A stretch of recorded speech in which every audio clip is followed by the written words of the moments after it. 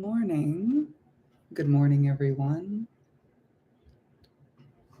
Delighted to be starting the conversation with you. Let's see if we can bring a little bit more light to the situation. Here we go. Hello, my friends. I see there's a few of us here. And what I will invite is as we do this stream together, please feel invited to send messages through the chat channel, which will be really fun, I imagine. All right. I have a mountain of books over here to go through. But what I imagine that we will focus on together is I imagine we're going to tune in to the resources that are going to be most of assistance to anyone tuning in, not just now, but across time and space. So, hey there. Hello. Well, welcome to join at the lunch break. Hello, Victoria. Greetings on this beautiful morning. Greetings, greetings. Oh, well, it's wonderful that you are here as well. Hello, Sasha, Jack, Wilson, Robert, Maria, Carissa, Nicholas, Squeaks. Hi, Squeaks. Black Sage, Jew, Benediti. Hello there. Maxwell, Fajito, M from Wisconsin, our trip. Well, it's wonderful. Wonderful to see everybody. I am very delighted that we are all here together. So if it feels resonant to everybody, I'm going to invite us to do a very brief attunement together because we're about to dive in to some book topics. And I'm also going to share some perspectives that will help you get the most out of your books and materials, as well as if you are creating, if you are an author, if you are a creator, how you might attune so that your work goes even further. So we're going to be approaching this from all the different perspectives. So if it feels good to you and you're in a safe place to do so, so if you're driving, then perhaps you can just tune in with your heart. I'm going to invite us to take in an intentional breath together. Intentional meaning we are intending to do so. We are doing so consciously. And so what we'll go ahead and do is take a breath in through our nose.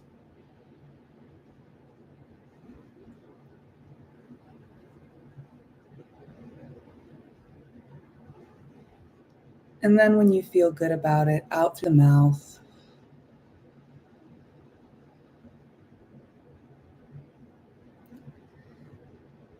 And this just assists you in noticing the moment and noticing the present, being present. Feel free to continue to breathe in through the nose, out through the mouth. As we do this video together, we are all interconnected from around the world, California, Canada, North Carolina. Blessings to you in North Carolina. I know there's been a lot.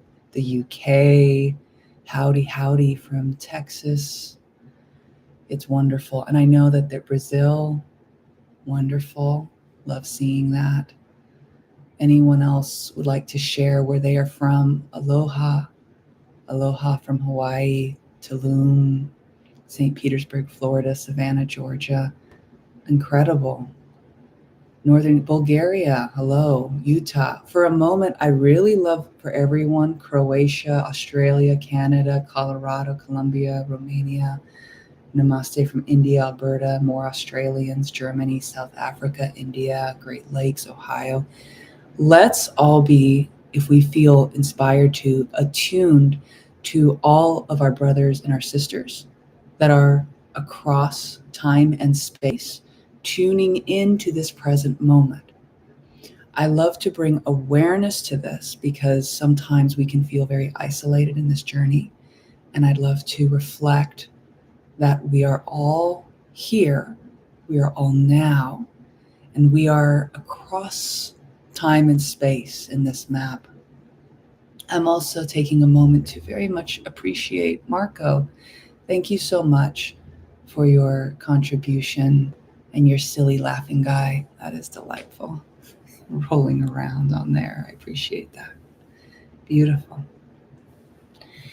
And yes, we are all interconnected. I love that. And all of us have joined here today for the intention of being very focused and of attuning to possibilities together. So let's dive in. I have so many books. This was the first handful. And what I'm going to invite to start is a perspective that I imagine will help you get the most out of any material. I'm going to talk about some of the books and influences that I have experienced myself. I'm going to invite, I was going to point on my screen, it's over here, maybe it's over here, but I'm going to invite anybody who would like to share as we go their influences. I may speak on that as well. So, a foundational expression that I'll share with you. This is my experience when I read material, listen to music, or when I'm tuning into movies. We are on some level tapping into the vibration that the creator was placing into the work when we are tuning into the material. In a way, I look at these materials, they are like a waypoint across time and space. What we find is that certain movies, certain books, certain presentations have a timeless quality to them. And that timeless quality usually indicates that it is rooted in something far deeper than just a surface level presentation. Now, each of us may have a certain book or style or movie that resonates deeply with us, but there are certain ones where it almost seems to transcend language, time, space, and connects us with insights that are even more deeper in our core. Taking a look here, yes, hello from Mexico as well, Illinois, California, Edmonton, delightful. So, another note that I will share. In the books that I am sharing with you, I am sharing a bit about my experience. They are not necessarily my condoning for or what have you for a specific author or person, but I will share my experience that I've had and I will reflect to you so you can explore with your discernment. And in that way, not only will you have some ideas about what may have inspired me, but you will be able to engage your own sense of empowerment further so that you can navigate what matters to you. So, just like with any of my videos, I often point to the understanding that our greatest, from my perspective, our greatest understanding is rooted within. And then as we root to this, we can experience each other, we can experience this world. It's very delightful. And yes, Sasha, this will be posted as a video once the stream is over. So this will be available as a video. Today, this is today's conversation. So we're having it live in real time. There have been so many synchronistic mentions of books that I felt it was very important to highlight certain books at this time and to also begin a discussion for conscious consumption of media. Conscious consumption of media. What I mean by this, some who have spoken to me have mentioned they feel less and less like just flicking on the TV or the Netflix or whatever, and sometimes they're more likely to get their content from things such as our YouTube conversations or other creators. And what I want to offer is I want to offer a pathway you can use to navigate media, because you know me, I am big on curiosity and exploration. And while there may be some media that is not so resonant. There is some media that has been released across time and space by fellow alchemists, musicians, magicians, who have embedded timeless qualities into their material. And this approach may assist you in rediscovering or discovering them as well. All right. So, first things first. As I mentioned in the beginning, the author, the director, the artist, and in this case with music, I'm going to say the producer and the artists, because sometimes it's an individual in a band.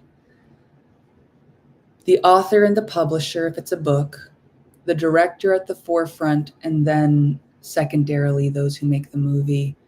And then in the music, I would say the producer and the songwriter, and then those who compose the song.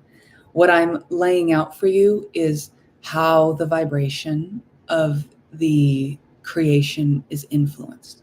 When someone is bringing forth something like a book, when someone is bringing something forward like a book, the intention that they had when writing it and the attention they gave it is infused, all right, within the pages. It is infused. And I want to say on some level, the consciousness level through which the author has placed in the book can be present and can be felt. If you are choosing to read with discernment, you will be able to actually feel the intention placed in whatever you are reading, watching, or listening to. And this is important because in some cases, you are allowing yourself, when we're watching, when we're reading, we're being consumers, we're being, in a sense, receiving. And so when you're curious about what you are receiving, I like to start with the intention. So when I'm picking a book at this juncture in my life, first I just start with a clarity within myself. I'll do an intentional breath, and then I will say, all right, what might best inspire me, connect with me from a place of my conscious awareness, knowing who I am at the core, or at the very least, knowing the resonance of love at the core. What book, what movie might be delightful, inspiring, of assistance at this now time? All right. And then at this stage, I start the navigation. It's almost like an intentional attuning. And when I do that, it allows my even my hands will reach towards a certain book, or some book will pop in my mind, or a movie will pop in my mind. And so in the same way, you can begin to play with this. Now you can create your own attunement. You can do something like, oh, I am ready to connect with a book that will genuinely help me see what has been hidden in my inner self with love and compassion. I am ready for a book that will connect me with perspectives around romantic love that are genuinely healthy for me at a core level. I will, and what have you. I personally like to be a little curious with it, because sometimes I don't know what I don't know. And when I'm curious, when I'm playful, then I find that the navigation will often take me right where it is most resonant. It is most resonant. All right. So taking a look here at the comments. Oh, I very much enjoy The Last Unicorn. There is that. That was a movie I deeply, deeply enjoyed. And as you said, it is about, in some levels, empowerment. It's about the call also of the self, the willingness to go into the depth of the journey of the self, to face, what had been fear, and to reclaim. It's also a self-reclamation movie. It's about reclaiming the wholeness of self. So that's beautiful. Yes, the sphere of sensation. I see that, Ron. Thank you for that. That's very, very cool. I might reflect on that. And the Maria adds the Sophia codes, the gene keys, the White Book of Ramtha. Excellent. On that note, I have that right here. Here's my gene keys. As you can see, it's potentially well loved. So I'll start with this book as we're diving in. This is one of the books that has been a great tool for me.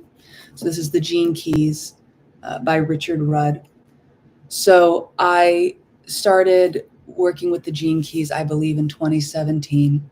As you can see, it's a pretty thick book. At the time of purchasing it, I got it for about $20, which I was fascinated by. But what I can speak on my experience, so I can actually speak on Richard a bit because I did have an opportunity to speak with him. So I actually spoke with Richard in person, and I've been in the Gene Keys guides group, so I'm a Gene Keys guide and whatnot. And my experience of Richard directly is that he is a person who genuinely stands by his work. And my experience of his transmission in this book is he made a choice to have the transmission be as clean as possible, meaning I didn't experience a lot of his human self in the book. And I don't mean that in a negative way. I simply mean this in a way of he did a fairly clean job of transmitting when he wrote this book. And he's a lovely person, but it seemed as though he placed a fairly clear intention when he wrote the book, and something I really appreciated specifically about Richard's work. And this is something I invite you to explore anytime you are looking at something that claims to have truth or a perspective on truth. Something he wrote here in the top, he wrote about it being a creative companion. He said something along the lines of, the gene keys are an open system and you can invent new ways of using them or adapting them in your life. The most important thing is to use your imagination and enjoy the journey. So the book was encoded at the start to be a tool of curiosity and imagination. And so a lot of times I like to see what the authors intended for their work and how they intended for it to be used, for it to be applied. And so what I like about this book, so this is not just a book, by the way, this is also a deep dive. If you look into human design, if you look into the I Ching, if you look into even lightly astrology, I would say there's lightness of this. This is a perspective on that, and you might find it very, very useful. I certainly did. The Gene Keys is something that I haven't looked at it for maybe about 8 months or so at this point. But what happens, I find, with this and with any other text is that there are times of approaching it and there's times of letting it be, letting it digest. What I would say with the Gene Keys, with any work, really, and I'm not going to just relegate it to the Gene Keys, is there's times that we can take in, and then there's times we allow it to digest. There's times we allow it to integrate because we are our own inner wisdom systems. And so a lot of times these guides, these books, they can be sources of inspiration that then allow us to dive in much, much deeper, much deeper. All right, let's tune in here on these things. Well, I love hearing that. I love hearing that that's been assistance to you, Jeremy. Thank you for nourishing your area with DoorDash. Celestine Prophecy, love this. Mr. Nobody's very amazing, very cool. The men who stare at goats. That's so funny. And that's a good point, Ron. You know, one of the reasons I'm speaking on this is there are some who will watch things, and if you are watching or reading something and you're feeling gross. You're not feeling resonant with what you're looking at. This might be an invitation to pause and say, well, what am I eating? Because, if we're eating something and we're like literally eating something, we're going, what is this? I'm starting to feel sick. We usually pause. We usually go, what am I eating? And it's not so much from a place of judging yourself or even the material. It's just discernment. You're like, oh, I am not experiencing nourishment or delight from this. Maybe I can pause a moment.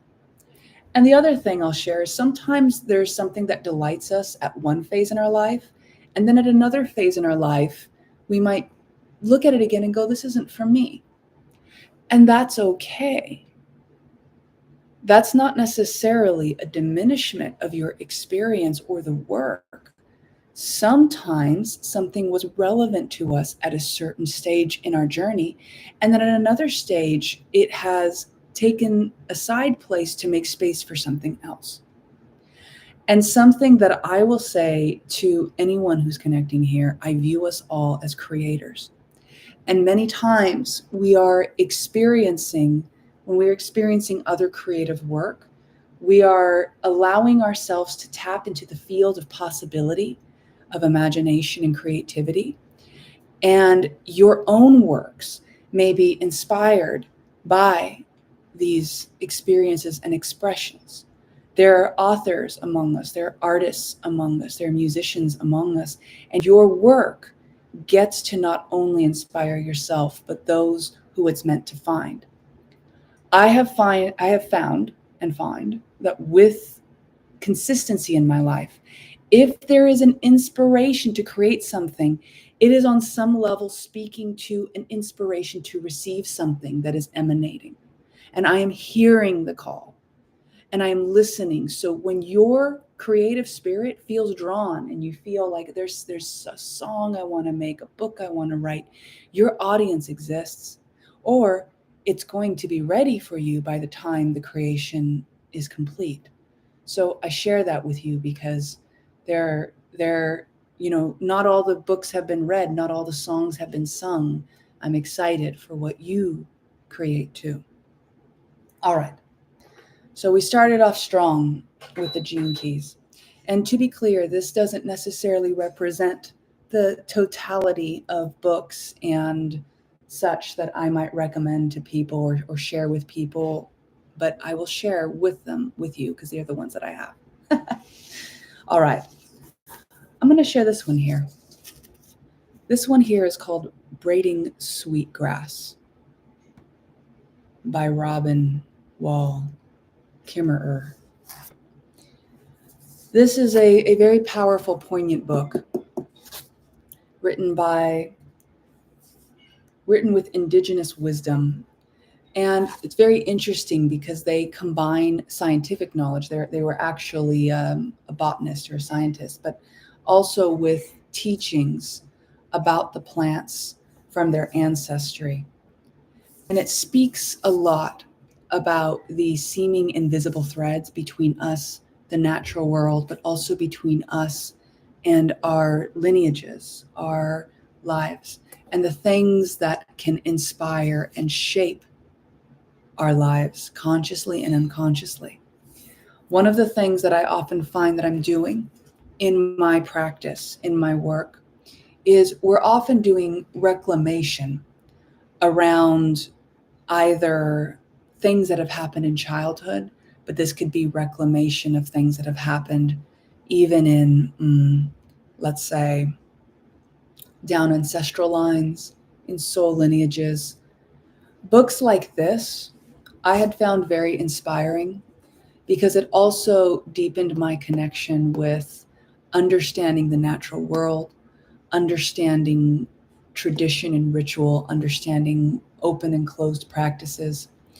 And they write in such a lilting way. It's almost like reading a poem that is like a long book form poem that is imbued with wisdom. So I very much enjoyed that. And on that note, I'm going to share this book as well. Okay, The Body Keeps Score. I like the interconnectedness coming from this book to this book. This talks a bit about the power of somatic work, soma of the body, somatic wisdom, and perspectives on understanding the connection between brain, mind, body. Okay. And if you don't love the word trauma, that we can simply say this is a book on self-integration that taps in to our body as one of the wisdom sources of energy that we have within ourselves. Many who I've talked to attempt to resolve things within themselves, spiritually, mentally, but then not being aware of the body itself. My own experience is as I connected with my body, and I did this through some simple things. I had a somatic practitioner person who mindfully would do body massage or body therapy on me. I also found sitting in nature, taking walks, dance. I did a lot of dancing, and yoga, intentional movement. Okay.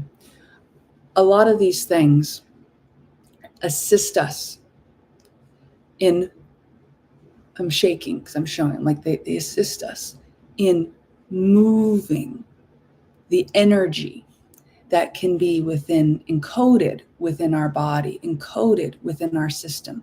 Our body is a precision tool. It's a precision tool. When we have a lot of memory, emotion, energy and motion, we have a lot of memory, emotion kind of locked up in there.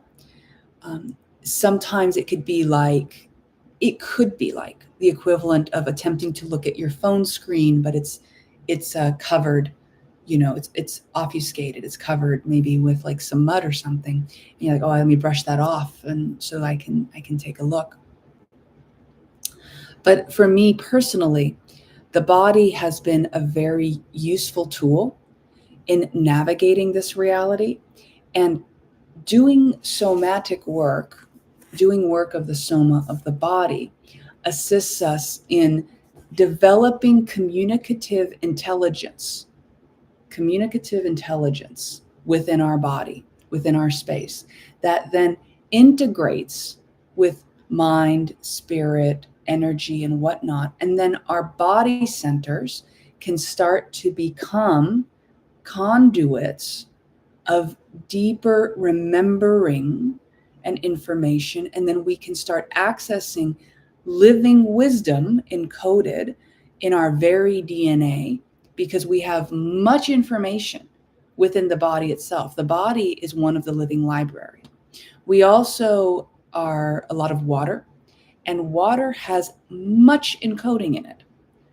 It has much encoding in it. We drink water all the time. And this is water that has been going through the earth. We drink the water, we release the water goes into the sky, the water falls down, the water goes into the earth, we drink the water again, and this has been cycling and cycling and cycling and cycling. Okay, we have many sources of encoded wisdom that connect with us. The breath is another one. So work with the body is, I have found in my experience, very powerful. Now, another disclaimer I will add, I am sharing my experience of what has been very relevant to me. But I often share with people that my journey is not necessarily your journey. And what is relevant to me may or may not be relevant to you. What I am sharing is I am sharing what I have approached my wisdom, my experiences with, how it has worked out, as an opportunity for you to either say, that sounds interesting, yeah, let's check that out, or you to go, no, what next? And in this way, we are all able to share wisdom with each other through the embodiment of our lives, without saying, all right, now everybody get your Gene Keys book, now everybody get your this book. You might pick up the Gene Keys book and go, this is a lot. This isn't for me. I'm going to watch something else. And that's fabulous, because then there's people like me who like the Gene Keys book, and I could just say, hey, what about this one page? And you're like, that's a great single page. Awesome. Very relevant. And now I'm off to my next adventure. And in this way, I often say to people, what inspires you is an indicator of what you can play with. Because some people go, but I got to learn all this and all this and all this. And I say, are you sure? Because we are built, in my perspective, as a living network. We as humanity, embodying humanity, we're built as a living network. We are digitally connected on the internet right now, most of us, but we are also all interconnected in the web of consciousness that we can all tune into, every single one. When some people ask, oh my goodness, how is it that this video is so synchronous and right on time and it's speaking right to me? It's because we're all emanating and being. And what I attune to is I attune to the localized consciousness of those who are choosing to be intentionally aware at this time, who have a certain kind of frequency, and then I listen. What's being shared? What's being said? In a similar way, all of us, in my perspective, have the skills for listening, for attuning, for discerning. And while this is my way, you may have yours. As we each discover our way, we naturally contribute in the world through our delight, through what we enjoy. Those of you who are like, oh, I could do this all day, wonderful, because there's someone out there who doesn't want to. But the fact that you do is wonderful, because then you are contributing through your delight and enjoyment, which plugs in a certain way to the whole. And so when I'm speaking about in the videos, when I'm speaking about attuning to choice and discernment, this is part of the intelligence of the self-organizing principle. Synchronicity, the self-organizing principle that allows us to attune through this inner, not only inner wisdom, but it's inner delight. We are, this is when I say at our core, we are programmed to enjoy delight, enjoy enjoyable experiences. Let's use a different word, to enjoy a deeply satisfying experience. Because satisfaction may differ depending on who you're speaking to. What is satisfying for me may not be for another person, and yet there's a harmonic to satisfaction that is similar. You say satisfying and everybody conjures up their own imagination of what that is, and yet there's a similar sense of like, And in this way, certain things can be expressed universally, even if they have a slightly different presentation. All right. I love to speak universally and personally all at once. Have you noticed that? Probably. You're pretty perceptive. All right. Let's take a look. Here. My goodness, you guys have been sharing some things. I recently started to treat my water with a tuning fork. Ooh, how brilliant. I love that. Very, very, very resonant. The water, I'm sure you've heard of this before. We may absolutely speak to it, program it. We may actually speak into it and resonate, tuning fork, but we are also tuning instruments. And we can say things like, I love you, or I drink this, and connect even more resonantly to the love I am. I feel silly today. I'm drinking this, and this is going to inspire. This is going to be silly juice today. I love that. This is going to connect me to my inner child today. This is going to connect me to my inner wizard today.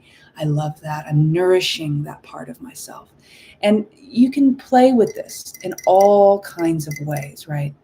Sometimes it can be easy to get super serious, when we are being very spiritual beings.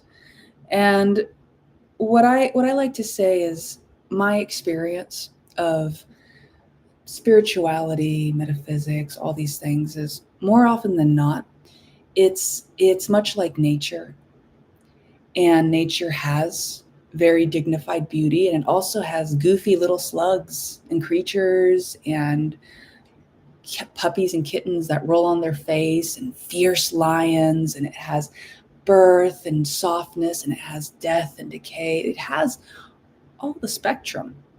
Okay, nature has a very clear codex of life and of love, and there is a lot of love in every aspect, even the ones that seem darker, because even in the darkness there is a great expression of love.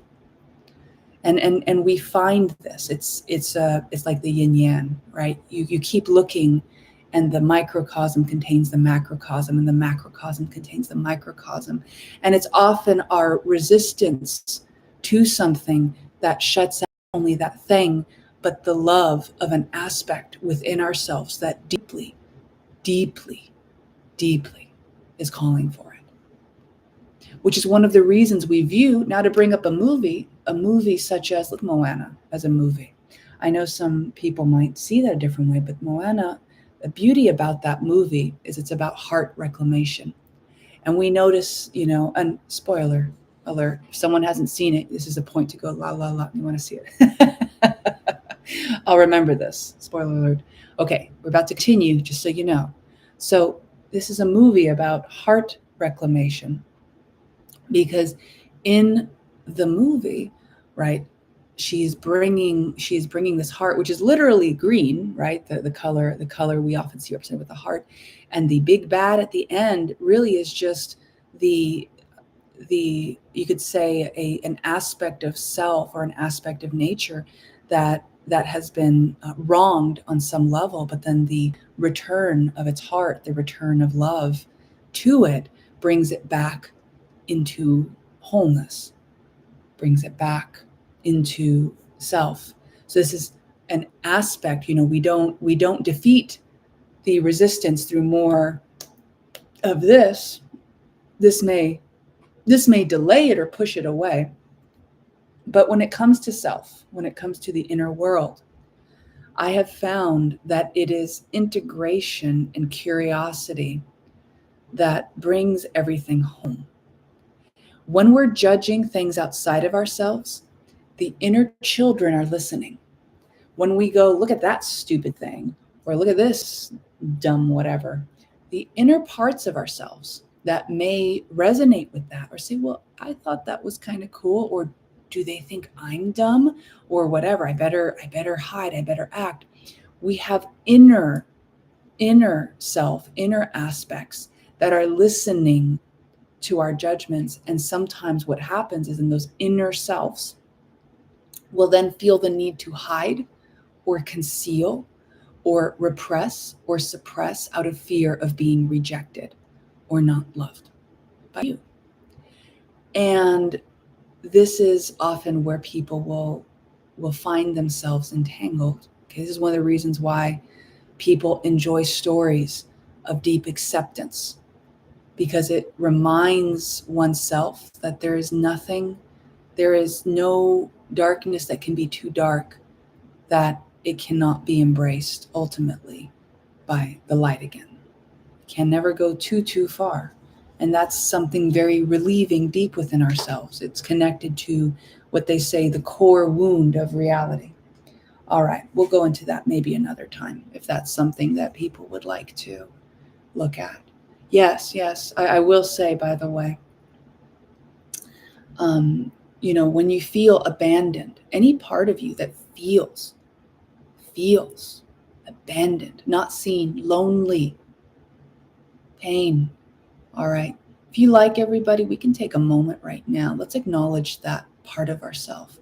Just to be clear, we're not trying to heal it. We're not trying to tell it anything, to do anything. We're just going to take a moment. If you like, I'm going to do this. Put a hand over my heart. And just for a moment, I'm going to focus on that inner part of myself that may want a little love at the moment. And I will be that love with that part of myself. And that love simply looks like, thank you for being here. I embrace you exactly as you are. But see, I mean this. I'm not just saying that. I'm not attempting to change you. I'm not attempting to do anything. And even if we don't know what we don't know, I am here and I am curious. So I imagine, because I am here and I am curious and looking at you, that there is something here for you and there's something here for me. And so why don't we go ahead and keep navigating life and see what comes up next? But I am here with you. I like to say to myself, I'm not going to ignore you. I'm going to be here with you. We can navigate this together. And so I offer that, just that little window for anyone who's experiencing loneliness or doubt or whatever. I invite you to begin with a conversation within yourself. Begin with a conversation. Begin with awareness. Begin with simply a willingness to be present with self. All of these things assist you in remembering how interconnected you are. And as you integrate yourself, which I imagine you do and will, you found this video, you're here. So I can make some pretty wild assumptions. It has granted me permission for wild assumptions. And I can wildly assume that you are on a wonderful path of deliberate intention, of remembering yourself. And in these processes, I can see and imagine that you will not only find deeper gifts within yourself, but I can also imagine that things that have once been pain may reveal themselves to be delight. I like that. All right. So taking a moment here to tune into our chat. I really love this right here. Ah, yes. Key is a tuning fork. Rejoin. I love this. This is also a great time for some water, by the way. Water. It's wonderful to drink. Love this.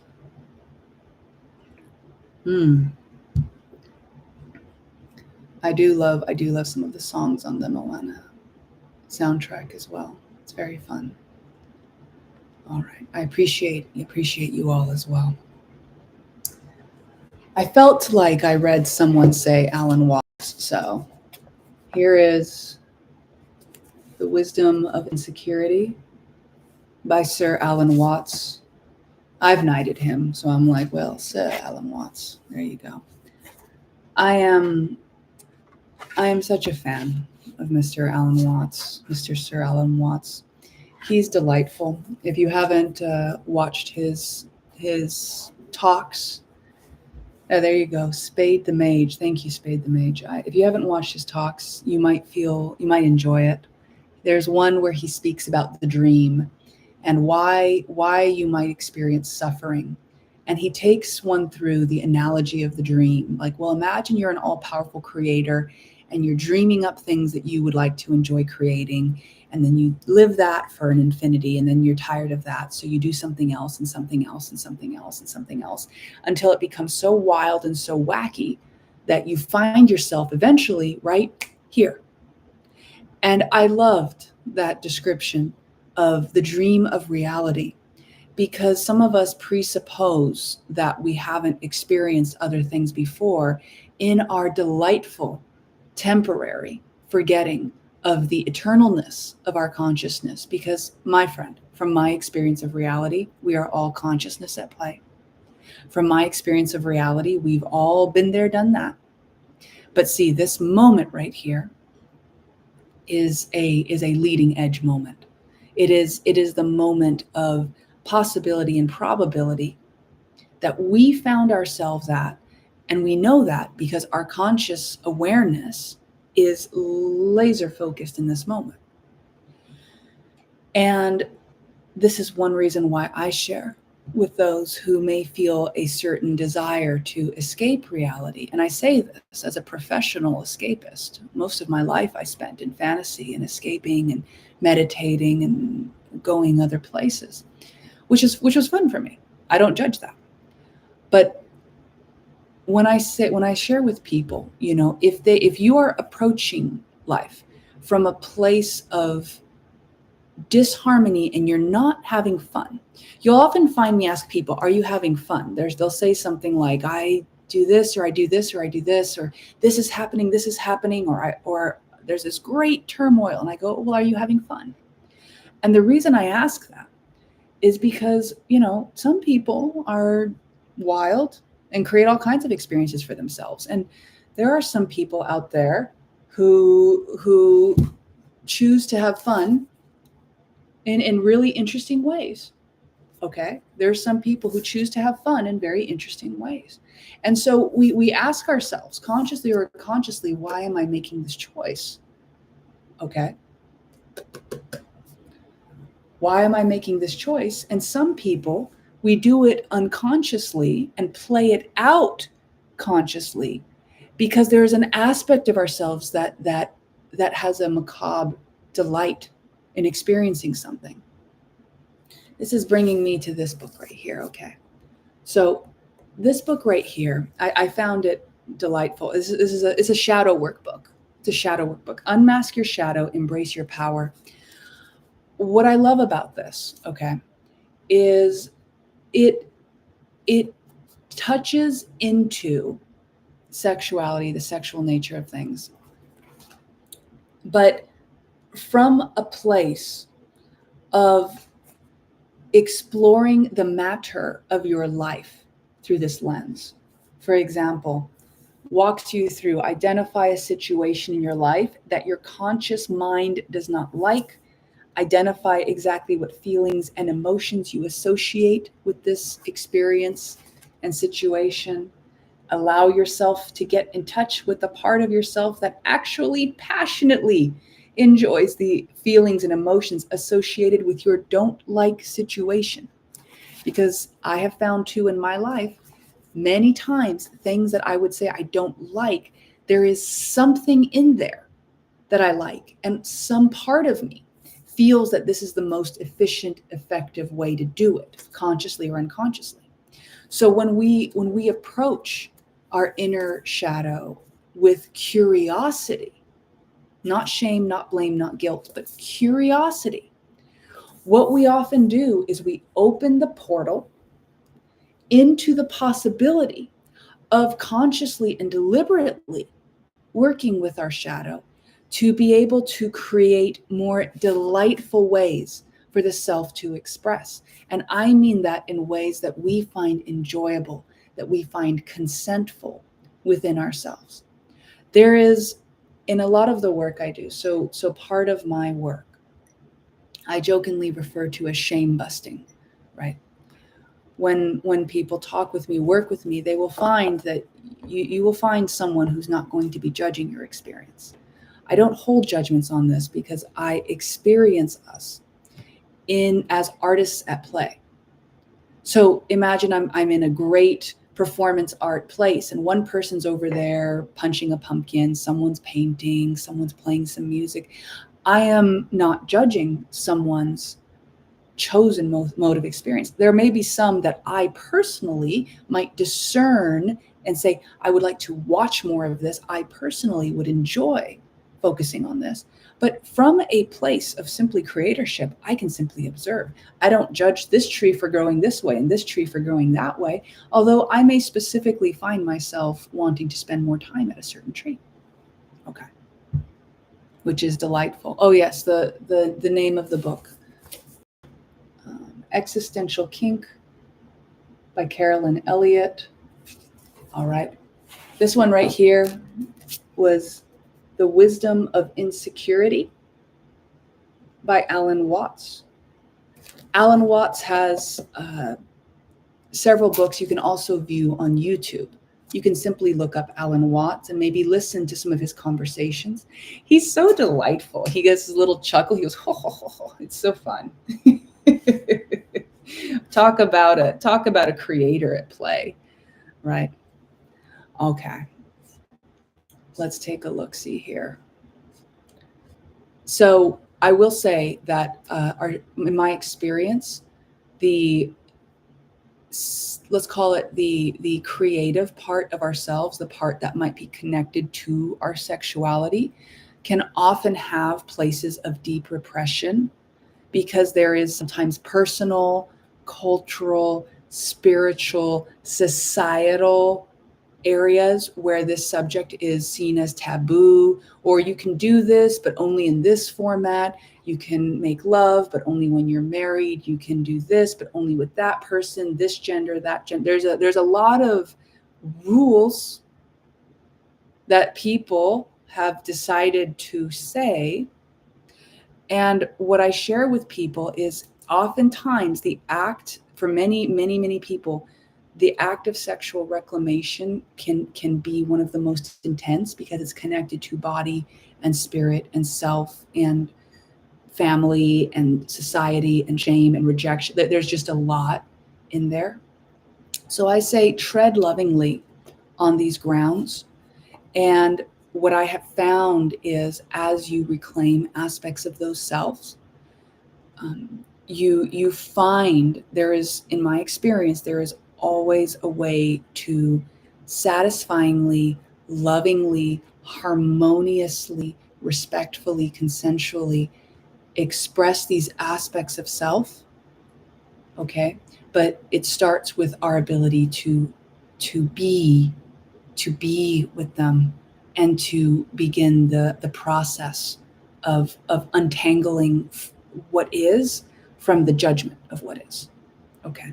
And we can do this sometimes with practitioners. There are wonderful practitioners out there. There's somatic therapists, there's past life regressionists, there's counselors, therapists. There's a number of pathways.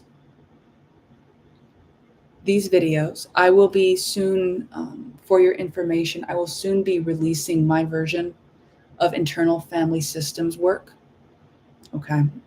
So one of my own things is I am trained in the modality of internal family systems. I am a certified hypnotherapist. I am Danielle Lynn. I'm a few things at the moment. And what I've created is a version of self-integrative work that I have used on myself, that I have used with clients, that I have used in workshops and in groups.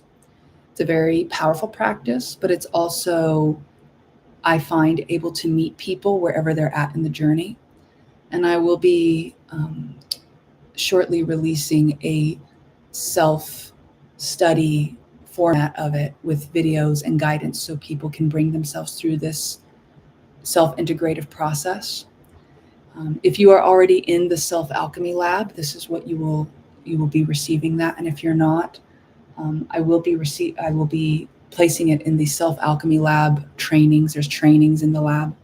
And so if you would like to know when that is available and live, I would just invite you to both stay tuned to this channel. And then also I have a newsletter. You can sign up for that newsletter and I would send out an announcement when that is ready. All right. So let's dive in. Another one right here. All right. This one is The Creative Act, A Way of Being by Rick Rubin. Now, I don't personally know Rick at this time of speaking, although I have an inkling that at some point I will be interviewing him. I have a thought on that. Fascinating person, fascinating wizard. He looks like a wizard. But what's interesting about this book right here is it's one of the kinds of books that was created in a way that you can open it up to a random page, and sometimes he just simply has talent is the ability to let ideas manifest themselves through you. Sometimes he simply has a contemplation. My experience just through this book is this book was created to engage your silence and your contemplation. as much as it is to share ideas and information, because there are parts where he speaks on the creative act, and he speaks on things such as breaking the sameness. All right, he talks about when you hit a wall, things like this. But what I love about this, okay, is I love the language. For example, he says here, expressing oneself in the world and creativity are the same. It may not be possible to know who you are without somehow expressing it. What I like there is he offers it may not be possible. He doesn't suggest that it's not. This tells me that the language he uses is fairly intentional. I enjoy reading intentional creators because they're tapping into a field that invites play and curiosity without defining it, narrowing it, cutting it off. All right. Let's take a look here at the chat. Appreciate that. Studio Ghibli films. I love them. I have in my notes to mention Princess Mononoke, to mention Spirited Away. They are movies that inspire a sense of whimsy, exploration, and curiosity. They also use a lot of themes of the archetype, the themes of the witch, the good witch, the bad witch, the inner dragon. Sometimes when you watch a movie or a show or a film, you can engage with it in a way of, how does this relate to my inner world and archetypes? And so in a way, you can view the movie as an interaction between multiple layers of self, and how they interface with each other. In that way, you might find these experiences very, very fascinating. All right, let's take a look here. You're welcome, Beth. I love that. Alan Wong's huge resonance with Final Fantasy. You know what? This is interesting. I'll speak on video games a moment, because some people have a certain feeling about video games. I personally enjoyed very many video games growing up. And what I enjoyed specifically, I found I enjoyed character development. And some video games are much like a story that you can interact with. Certain games, like role-playing games, one of which is the series Final Fantasy. I enjoy that. You'll sometimes see that I include those songs in my shorts. I'll include certain songs from certain games, Zelda and Final Fantasy. But for all of us here, I'll speak on one specific game that I have found to be a fantastic tool to explore reality creation: Minecraft. Minecraft is a fascinating tool for exploring reality creation because in many ways, it's like this reality. It's an open sandbox, meaning it's an open world which doesn't specifically have objectives. You could say there's some loose objectives, but otherwise it's fairly open. And you can do what you want, and you can build what you want, and you can create what you want, or you can explore, or you can dig, or you can fight, or you can make all kinds of things. And what I have found with Minecraft as a tool for consciousness is that you can open it up, and you can allow yourself to rest, and then you can see, what do I naturally feel like doing in this world?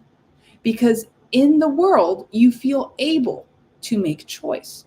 So if you notice the way you make choice when you open and play the game of Minecraft, in that moment, you are giving yourself information on some level. What do I feel like creating and doing? Now, some people might say, well, how does that translate if I feel like going down and digging or slashing, skeletons or something like this? I invite you to look at what feels exciting behind the idea. When we're going down and, like, let's say I'm going to dig, or I'm going to build, is it the excitement of seeing something you're creating come to life? Is it the excitement of discovery? Is it a feeling of victory and protection, or in expressing your vigor? These things can be clues and indications that then you can tune into and bring into this version of reality, because these are aspects of yourself that would like to express. on some level. And to be clear, sometimes we just feel like playing in that way and whatnot, but I have found many times it can give you hints. So you might play with that. All right. Let's see what we got here. I have the Mastery of Love at the moment. Don Miguel Ruiz. He also writes the Four Agreements, I perceive. And he has some fascinating wisdom perspectives around the self. I have found around the self, and perspectives that can be very loving for integrating the self as well. All right. Now I'm going to share some books that I have the digital copies of, but they're very important. I say as a joke.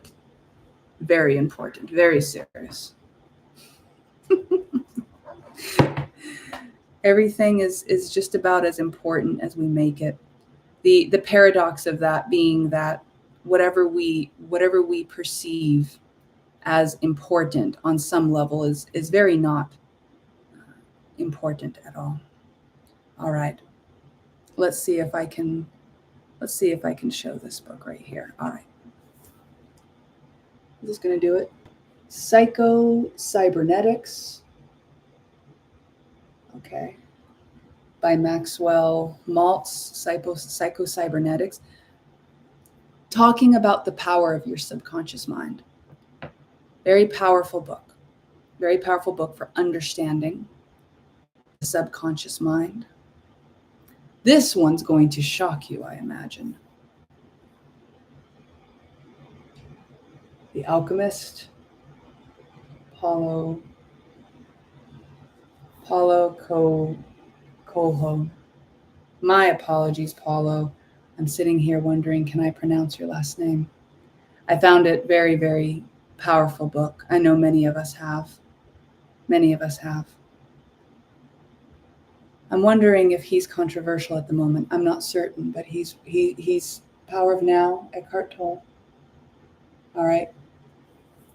Mr. Tolle has some wonderful perspectives on being in the present moment that I have found deeply helpful. All right. This one's a big one. I'm going to show you this one. All right. I'm going to hold that there for a moment. Reality Transurfing.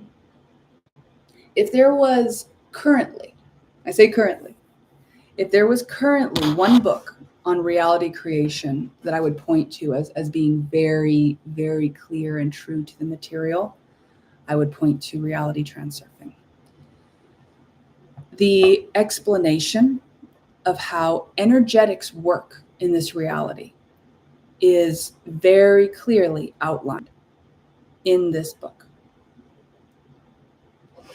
Very clearly outlined in this book. Now, it is a very dense book. It's a very, very dense book, but it speaks to, let's see if there's something that it wants to be shared. It's a very dense book, but it speaks to the entire process of relating in this reality. What I'm imagining I will be facilitating at some point soon, and likely in the lab, is a book discussion on this book in specific. I bring some of my private clients through this book, and the key that I'll offer here, if you feel drawn to read this book, the key that I will offer here is he is ultimately describing how to be in this world without being entangled in it. If I was to give it this, fully engaged in the world without entanglement in the nuances of the world. The reason this is important is many of us can forget temporarily ourselves while we explore the structure and idea of things. And then we sometimes mistake ourselves and our lives for the idea of ourselves and our lives. That's all right. But the remembering of how fluid we are can assist in approaching these in different ways. All right. What else do we have here? This one's an interesting one. All right. Let's show you this one right here.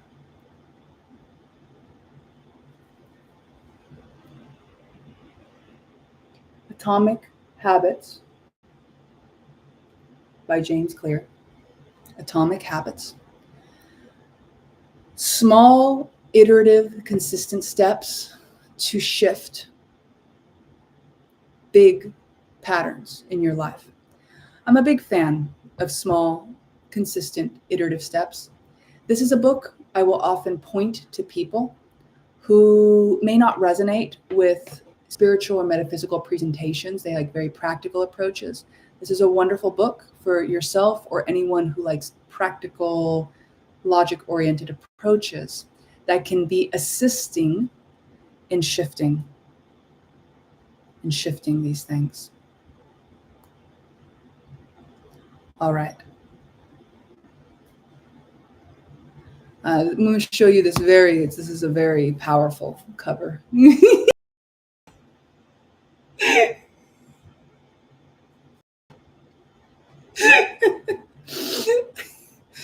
I haven't looked at the cover of this book before. I'm scrolling back, look at the cover of this book. Talk about don't judge a book by its cover. The Art of War. I love it though. This is very fun. It's a powerful book. Also, I like apologies if I say this wrong. The Tao Te Ching by Lao Tzu. That one's very powerful. These have talk about timeless wisdom. These have encoded timeless wisdom. But when we're talking about the power of war, it's also about the perceived war within the self. It's very interesting. And if you look at it from multiple perspectives, you can apply these wisdoms at a microcosm level or a macrocosm level. All right. This one right here. All right.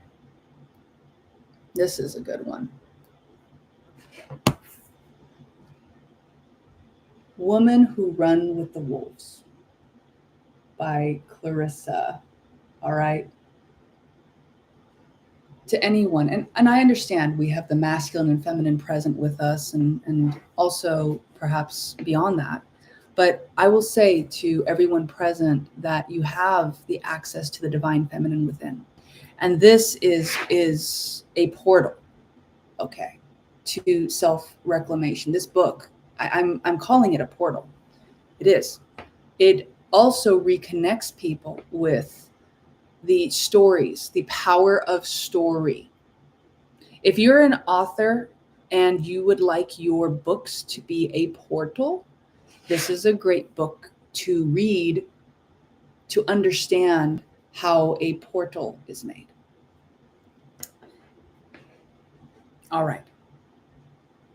But beyond that, it also is a very real book, very authentic, connects one with authenticity, connects one with realness. So a few of the movies that I will mention. I know I had created a small list for myself. I already mentioned Studio Ghibli. I mentioned The Last Unicorn. That was a delightful one. All right. So there is also, this is maybe known, but I'm going to say it anyway. The Matrix is a very powerful movie. The Matrix is one of those, and I'm just speaking specifically about the first one. I'm speaking specifically about the first one. The first one is highly encoded with a lot of wisdom, but I would invite you, if you choose to watch this again, I would invite you to look at it not at a perspective of us, the human, versus them, something else. I would invite you to look at it as the perspective of the self remembering, and the agents could be seen as parts of the self that want to keep other aspects of self in a certain state because they believe or perceive on some level that that is what's going to keep a harmonious system. in place. So if you look at it from the perspective that you are the whole world, okay, and the matrix is perhaps a belief or a way of perceiving the world, and the agents are aspects of self that believe they're being of assistance, and Neo is a spark of consciousness awareness within the self, and Morpheus could be seen as like greater inspiration. All right, you might watch this from micro and macro cosmic perspectives. Okay, it can be very fun to do this. All right, let's take a look for a moment too at this. The book I'm working on is a video game, but written as an esoteric book. I love this. This is the thing. Every medium, any medium can become a profound spiritual text. I'm going to invite you creators to understand that what we have known, the past, is not a good indication of the timeline for the perceived future, because we are, from my perspective, we're in an accelerated phase. It's like saying I used my bicycle to get to the teleportation pad. So the speed and the way the teleportation pad works is not going to be a good connection to how quickly or how a bike works. It's different. And I'm using that analogy because we're at a phase, I perceive in reality at this time, where so many possibilities exist. So you found many of these videos and you're finding this information because you are at key waypoints where you can be, exist, bring creations into reality. And I find that if we choose to allow past perceptions to inform what is possible now, we may not be seeing what actually is possible now. And without shame, blame, or anything like that, we can go, that's all right. I understand why I had that momentum. And also, I'm really, really, really curious as to what might be possible now.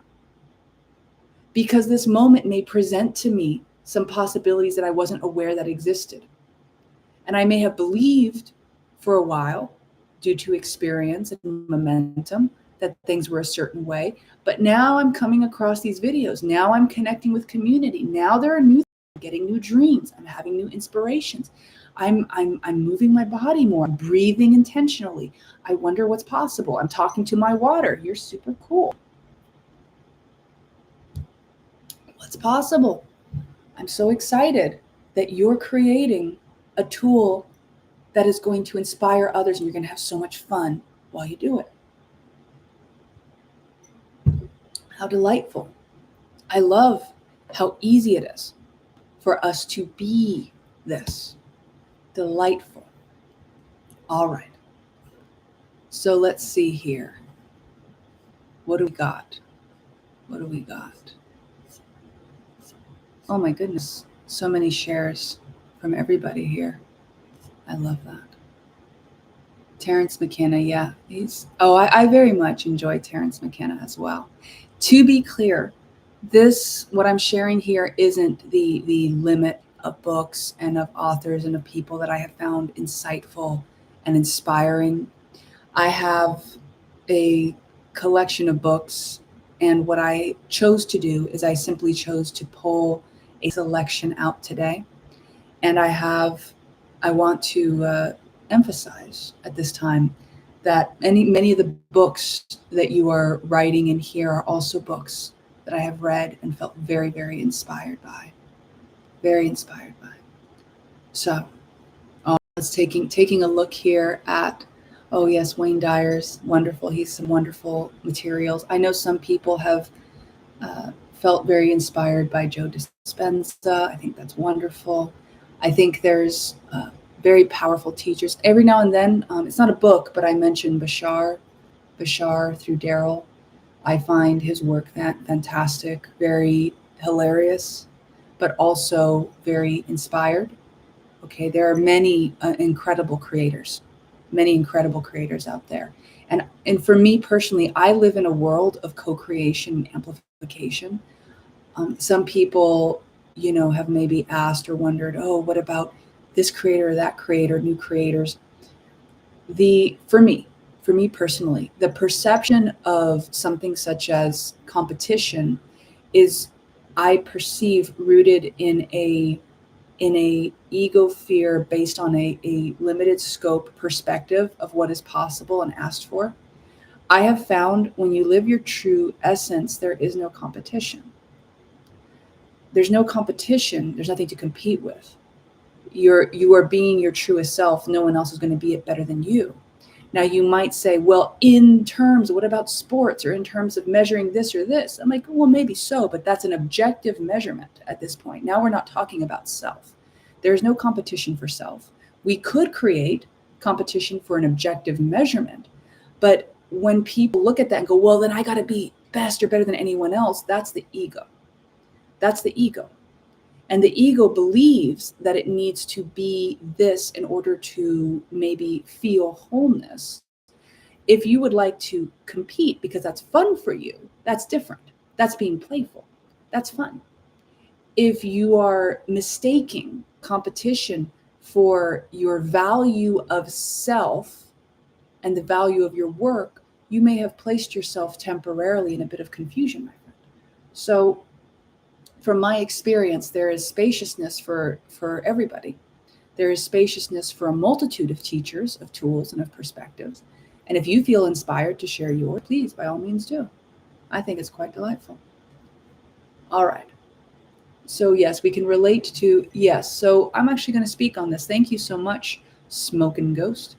It says here we can relate to movies and shows because they're magic rituals. So I love that books, shows, all these things, in a sense, could be seen as magic rituals, as archetypes, as presentations for us to connect in deeper ways.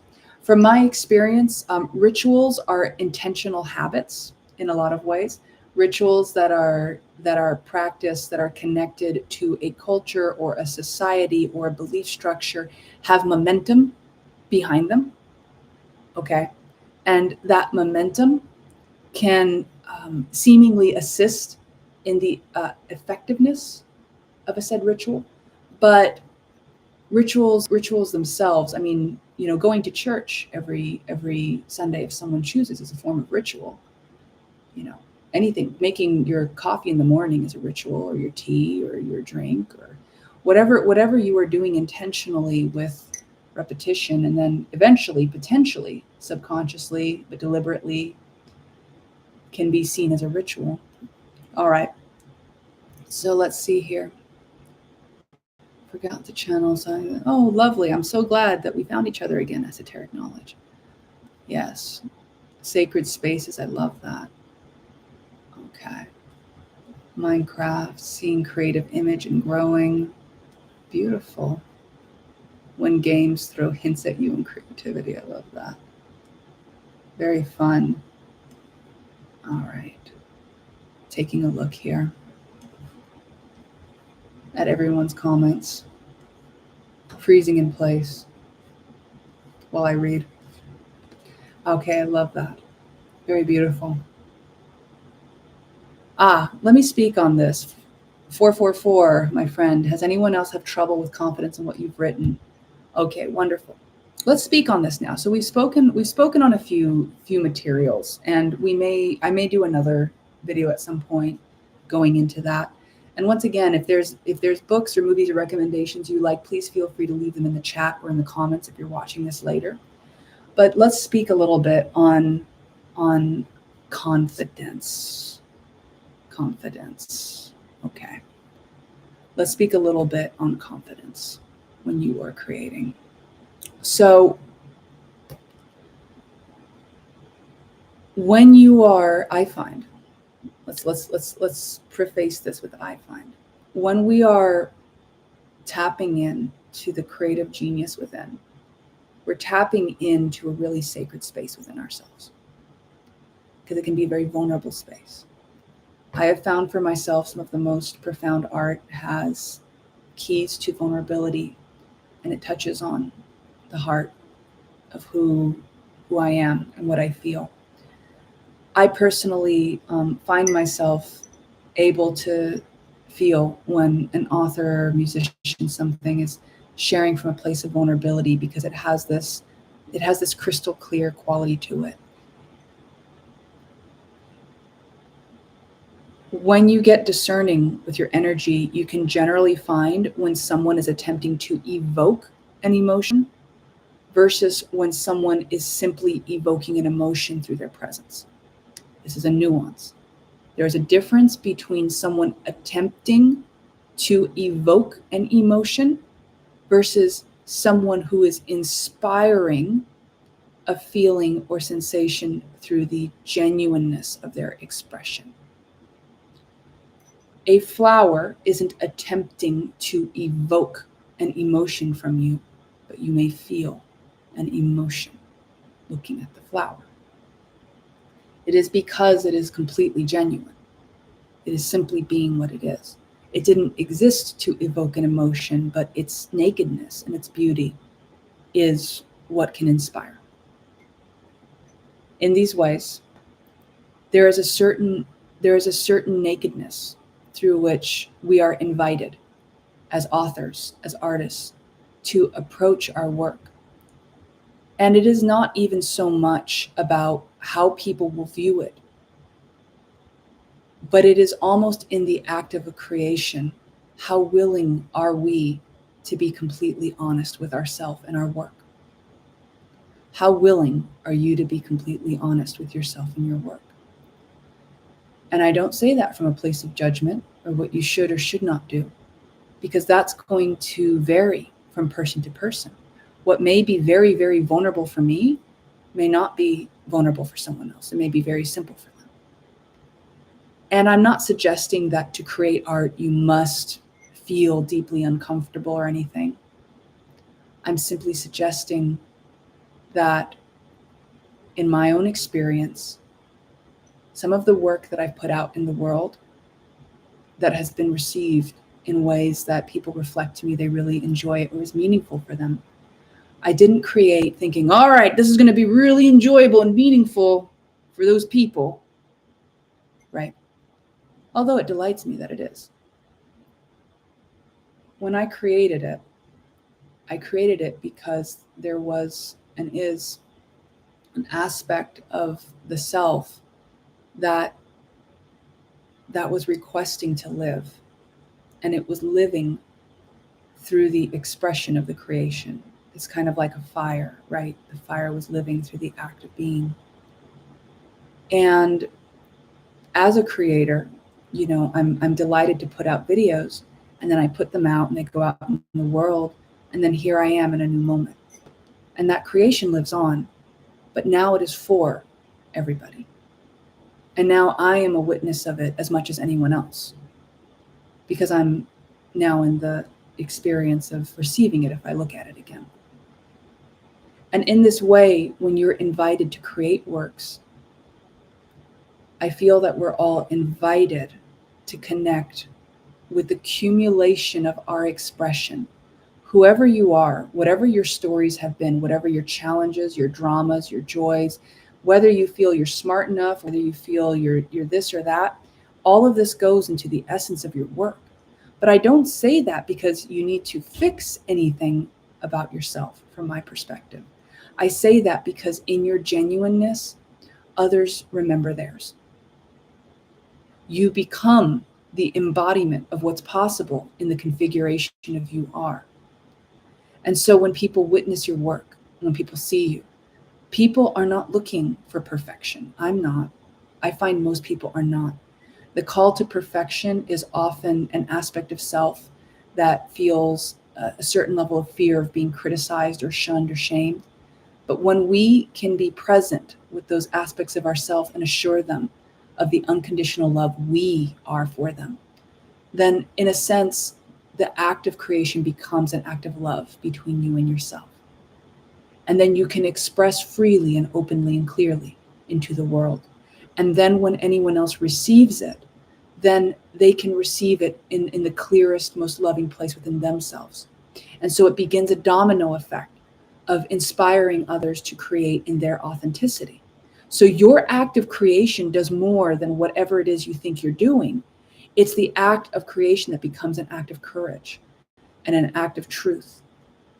However you want to view truth. I know that's a loaded word, but let's just say truth in the form of a genuine expression of love through the permission of allowing yourself to let your dream come forward, to be admired, to be criticized, to be rejoiced, to be booed, because every single creator experiences both some form of jubilation and some form of condemnation.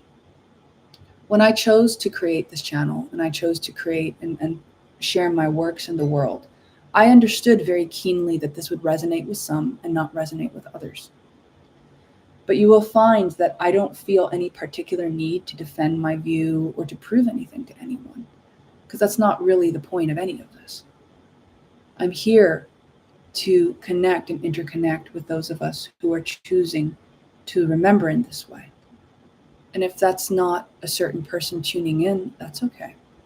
Perhaps I do appear to some to be silly or foolish or not make sense, and that's okay. Perhaps to others I appear to be wise beyond all reason, and that's okay. At the beginning and the end of the day, I am who I am, who I am, who I am.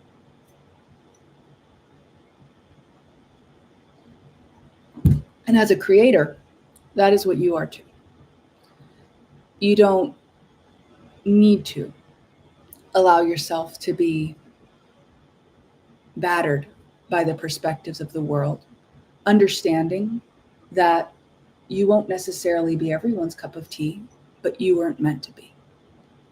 And that if you can give yourself permission to honor the inner aspects of self that want to express, while also creating a space of love for the tender parts of yourself that might feel prone to criticism. And you can create, agreements with the self. For myself, one of the reasons I don't feel any particular way about the criticism that might appear is because I fundamentally, at this stage of my journey, I fundamentally understand that I respond to the vibration of love.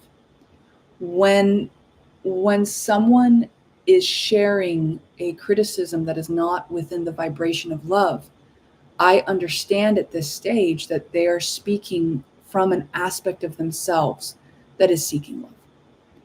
And they are doing so through a potential projection or expression towards me. And I understand everyone's operating from the place that they know how to operate at any given moment, right? What I focus on is I focus on that which amplifies not only my experience of satisfaction, but I focus on that which amplifies my heart-inspired creation of connecting and collaborating with those of us who are choosing to be intentional creators and are choosing to move on this path. And therefore, I have so much more spaciousness to create and focus with those of us who are choosing this. So when I've done this, I think it's fabulous. I've noticed some of the videos, people really like them. Right? Some of the videos, there's like one of them that has a quarter of a million views right now. I'm like, that's really fascinating. There's a lot of us creators right now. That's really cool. There's a lot. I love that because then we can all see, look at how many of us are resonating with this. Look at how many. Look at how many. All right. Let's see here if there's anything here right now. Love that. Song about quarrels. Oh, I love that you put that in there. Yes. Authentic intent. Yep. Love between you and yourself. Love this. Yeah, please take a moment if you like. And let's take a moment. I'm just tuning in to all of us here who are present. And that includes not only in this live moment, but all of us here who are present. Thank you for being here. Truly, thank you. Thank you for making the series of choices that allows you to be here and resonate in this way so that we could have these conversations, so that this kind of information could be shared, so that so many of us could both feel that delight within ourselves, but we could also be aware of how many others there are feeling in this way. Isn't it wonderful? I find it quite delightful. Look at how many of us there are. How wonderful. I once heard it say a single person who is in consciousness. I once heard it say a single person who is resonating a certain frequency of consciousness can counterbalance maybe 1,000 people who are not choosing to be in that consciousness. And so I find, as they say, it's not quantity necessarily, but quality. But isn't it delightful to have quality and quantity? That's how I'm experiencing us. Yes. Wonderful. Love this. Okay. Can you feel the power amplified? Yes, my friend. I love it. Oh, I'm glad to hear that, Griffin. I'm so glad to hear they resonated. Yeah, that's wonderful. It's wonderful. I love this. All right. Jared asked, Danielle, why does it sound like you're speaking directly to me in my situation? Because I am. Because I am. Because we are. And when I'm creating these videos, they are so playful in multidimensional ways. They are so playful because they are a living embodied experience of how synchronicity works. They're a living embodied experience of how synchronicity works while simultaneously being personal and universal. What's happening is we're playing in the field of paradox in these videos. One reason I perceive they resonate with so many, and so many can say they meet me in the right place at the right time, and they speak to personal experience, is because when I am speaking these, I am speaking and attuning from a place that is universally personal within all of us. Remember, we're all interconnected. My own choice, my own attunement, my own way of being, one of the reasons you may feel that I have a certain level of approachability is because, as I mentioned, I don't have a prescriptive way of living life. I offer perspectives. I share what has been valuable for me. I do work and versions of meditative assistance with those who work with me. But nothing I'm saying is prescriptive, nor must it be. So at that place, I am intentionally engaging with everybody's ability to discern and choose and be empowered, which is the place I like to play. And as such, you're able to then step into the deliberate process of discernment. We are able to engage as fellow explorers on the path. You are able, I am one archetype, one potential archetype and representation of the wisdom that exists within you, of the silliness and the playfulness and the force that exists within you. Just a representation, right? And you can look at this experience we have and you can be like, yes, more of this. And then what you can do is you can attune to what we're creating, and you can go inside and you can find that inside. You can find that inside. Because if this resonates with you, it's because on some level, the resonance of this exists within you, your way. That's the delight of this. That's the delight of this. We're all interconnected and it's very personal. And so I have a great example. Similar to tuning forks, right? Speaking of tuning forks, you have a tuning fork on a certain frequency, ding. If it's the same frequency tuning fork and it's over here, it's not touching, ding, then this one starts harmonizing as well. And in that same way, when we are operating from a certain frequency, when I am putting out materials and my core frequency, my reason, so to speak, for putting out the materials harmonizes with something within you, that aspect of you recognizes something resonant for you, and it becomes very personal. So multidimensional. I'm a multidimensional communicator. All right. I can state that with accuracy that I feel within myself. Multidimensional communicator. All right. So let's see here. You are really cool, Maya. All right. I love that, Beth. I love that very, very much. I'm really grateful. And that's the other thing, receiving videos like this that are useful to you are also a reflection of your own empowerment. They are a reflection of your own ability to call in, to connect, right? There are times where I had been like, oh, I wonder, or I'd like this, or I'm interested in that. And then I can find a book or a video or a movie. That's what we were talking about. I love it. Love it. I love that. I am speaking to you because I am. I love this. All right, Jay, let's see. I never usually comment, but you gave me the courage to pursue my path. Thank you. Your words give me the nudge I need. I love this. Well, I reflect to you that this was delightful to be a permission slip along your path. I'm so excited for what you choose to create. What's that? Is that a little froggy? How adorable. With a toadstool. I love it. Love that. All right. Beautiful. Okay, so we're about to complete today's live transmission, but I would love to hear if you had, in our final moments together on this call, if there's anything you wanted to share or you'd like to reflect. This is a wonderful time to do so. I will take a look here at the comments, and you tuning in. Once again, I'll take a moment to say thank you, genuinely, for being you. I so enjoy our conversations. I do.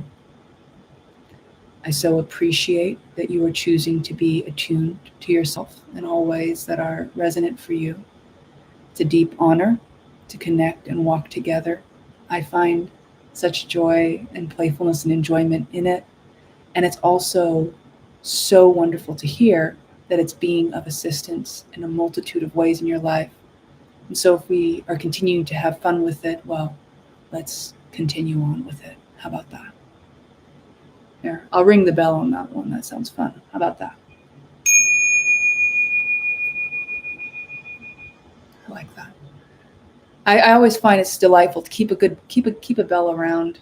There could be multitude of moments to ding a bell. So have a bell to ding every now and then. I think a statement could be punctuated by a bell. Wonderful. All right. Love that. Rocky Horror Picture Show. Shout out for that. It's a fun one. That's a fun one too. I think so too. That's a great show. Mark, appreciate you. Aned, CVH. So grateful to be part of the community too. Angel Wings, such a gem. Oh, I'm so glad. Please do integrate. Arboreus snake.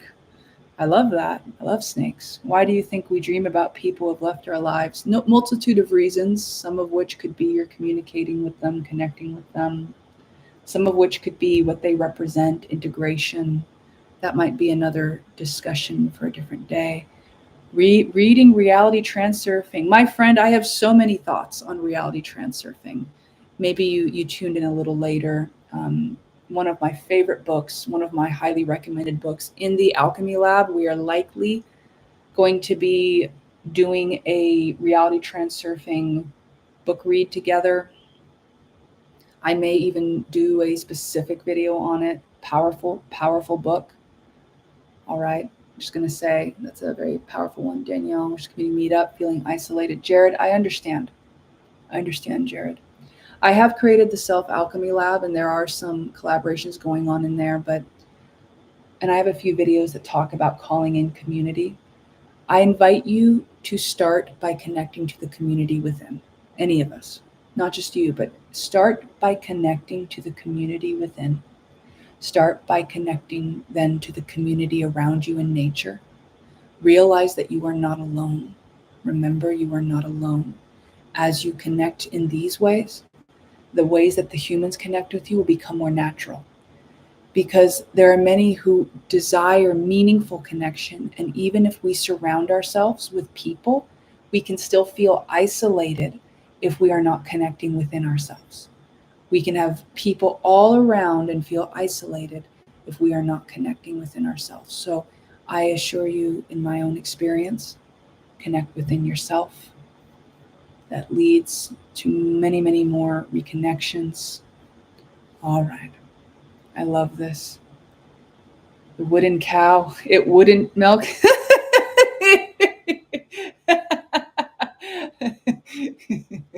All right, I'm gonna give you a point for that one, Electric Samurai.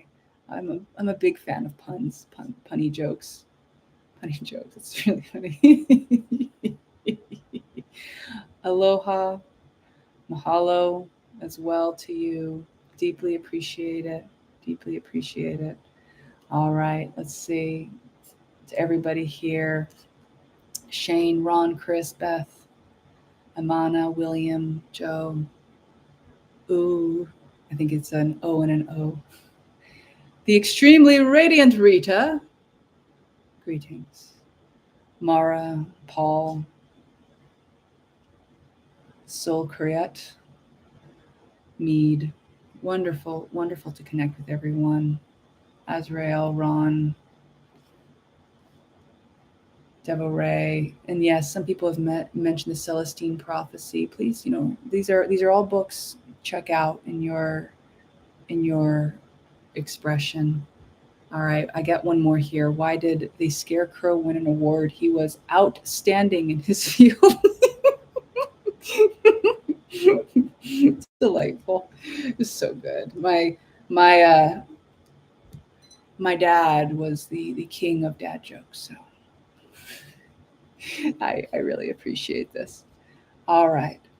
Wonderful. Thank you everyone so much for the work and the time together, for all of this.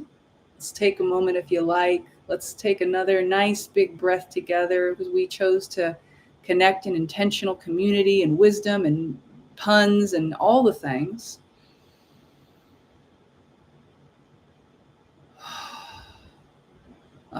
Y'all are so delightful. Mahalo, gracias, appreciation, danke. Much, much, much, much, much love. Thank you, thank you, thank you, thank you. So much appreciation. And I look forward so much to our next conversation.